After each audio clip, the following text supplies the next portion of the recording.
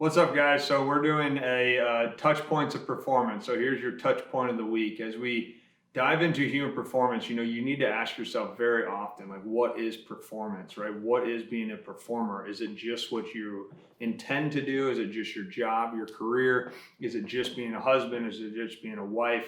What is performance? There's a great story of the ancients, and the ancient Stoics talk a lot about the ability of plays and what it was to do and what it was like to be an actor in a play.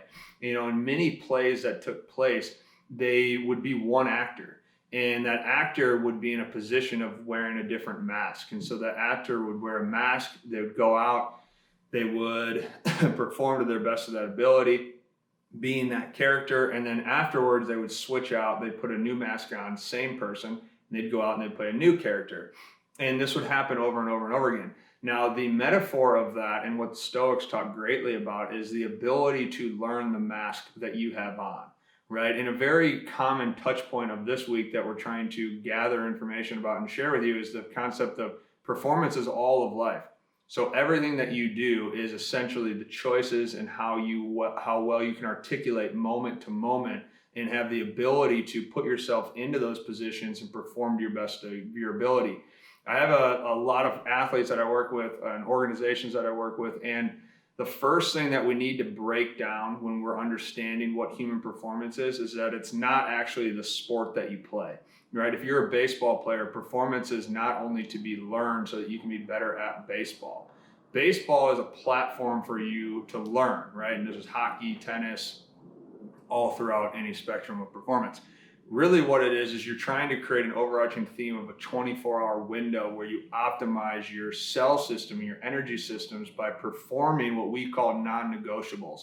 And when you can activate the non-negotiables in your life, and sustain those and improve and stress that every day to adapt it over and over and over again, you optimize yourself at a very cellular level, right? And then that position gives you energy. It also serves as feedback loops to self-awareness and to choice. And that is how you break down human performance. Self-awareness, choice, and energy. Now, energy is where we're going to talk about with your touch point today of your non-negotiables. So the non-negotiables of a performer in any field is going to be breath, hydration, food. You can put that under the category of nutrition, obviously, movement, and sleep. Okay, and as we go through these touch points rather quickly, we need to optimize and understand what breathing is. Breathing is life, right? Every cell in your system is manipulated by oxygen. Every movement that you have in your body is registered through breath.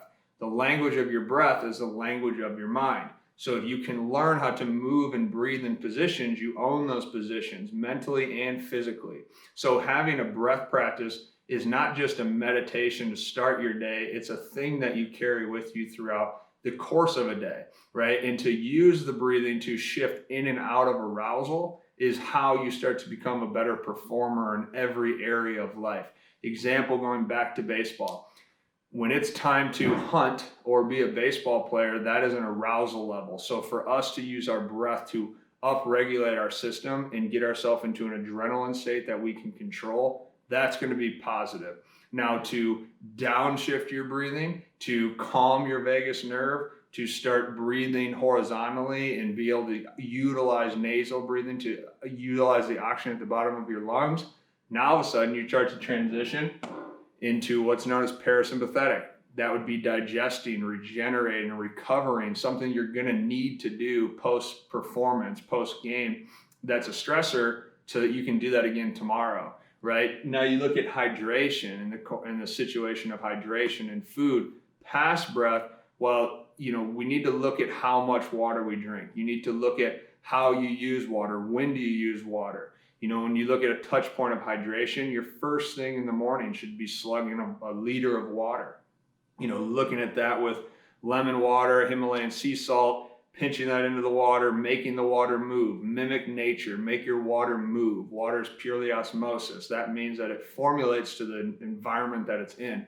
Okay, and then that'll optimize your cells. That'll fuel your system. That'll make you energetic. When we go down to movement, we're not necessarily talking about exercise. We're talking about purely moving. You got to get your DNA to move. And if you look back at our ancestors and you look back at how we were programmed, we moved tremendously more than we do now. I mean, there's a lot of great stuff out there. The book Move Your DNA, it actually talks about how our ancestors used to move 8 hours a day, and yet they still recovered more than we do now, which is really fascinating because exercise and movement are not the same thing. So to get up and start moving your body is going to help you perform throughout the day. Transitioning through situations, if you're a business person, to leave the work in the middle of the day and start moving, right? To have conversations while you walk, to move your hands and write, to have any sort of flow, yoga, exercise, all these sort of things. These are all going to go under the category of movement. We need to learn how to move, and we need to learn how to rest. And then that leads us to our final touch point of performance of our non-negotiables, which is sleep. So at the end of the night, you've got to downshift down and go to sleep. The best advice we can give you on sleep is follow the sun, right? Your circadian rhythm triggers with the sun. When the sun is up, you want to get your body up, moving, hydrating, breathing, getting ready to intake food. And then when the sun goes down, you want to get away from artificial light. You want to get away from tablets, blue light phones, get away from thought-provoking conversations, downshift yourself and go to sleep. And as you sleep, sleep in a cool room, a cool environment with a dark room. Think like a cave. That's how we slept. We slept in cool cave-like environments that were very dark. And when that sun would rise, we would rise with it and we'd get ready to move. So the concept and what you need to take away from this week's touch point on human performance is the non-negotiables of being a performer. The ability to breathe well, the ability to hydrate and take good food in, the ability to move and sleep, and taking those as your confidence points that optimize your cells, optimize your physiology, optimize the way that you think. And this gives you the ability to perform like the actors that the Stoics used to talk about and create some symbolism towards what it is to be a human performer. Being a human performer is being able to shift your state moment to moment to moment and perform in those moments for the act you're supposed to put on. We talk about this very often.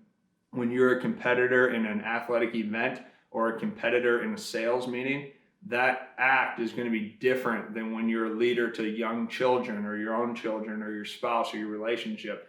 That demands a different standard of performance. So we need to optimize and solidify our non-negotiables, which are right here. Once we capitalize on that, then we need to start looking into programming. How do we perform moment to moment throughout our life so that we can be the best that we can and basically play the best role for the mask that we have on as we move throughout our days.